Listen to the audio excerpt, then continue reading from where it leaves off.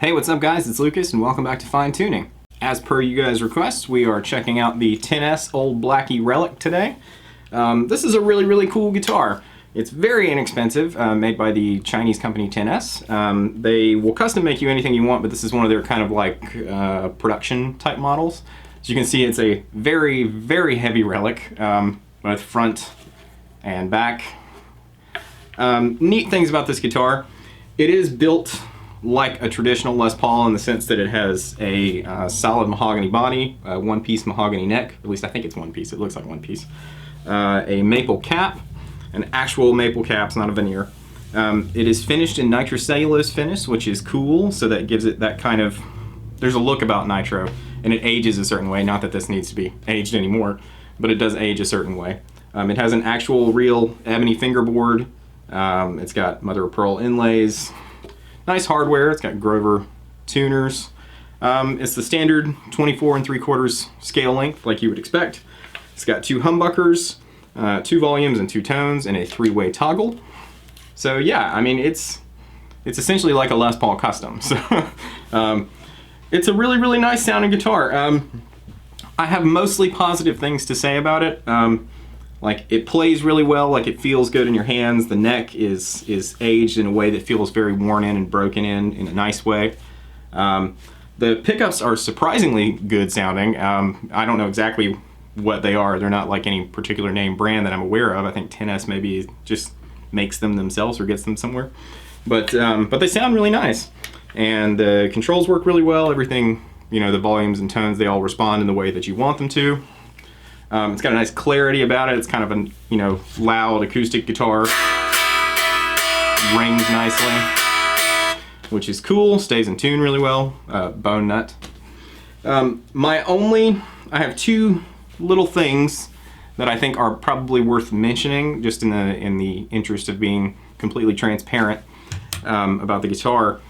The bridge posts on this particular guitar are not like what I would say perfectly straight up and down, so that sometimes when you're trying to adjust the height of the bridge it can be a little wonky because like one of the posts is in at an angle just a little bit, and so it kind of, you know, you have to mess with it a little bit. So there's that.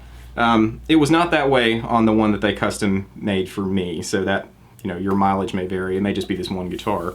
And the only other thing is that I think the frets could be crowned and polished just a little better, particularly up here.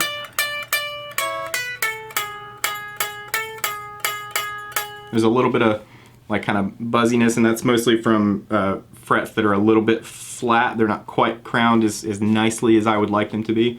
All this stuff is really minor, stuff that you could do yourself or you could take to someone and have it done.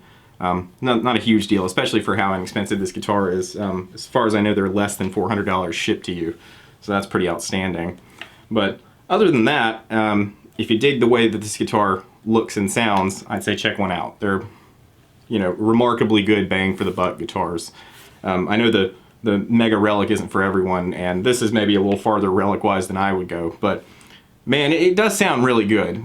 So we're going to be playing it through my Hughes & Kettner Black Spirit 200 that I have run directly into my interface via the Redbox AE out. And I've dialed in a clean tone and kind of a crunch tone, and then a heavier tone and a lead sound. And so you can kind of hear what the guitar will do in all those situations. And I have nothing really else but positive things to say about this. So anyway, here you go. Check it out. The 10S Old Blackie.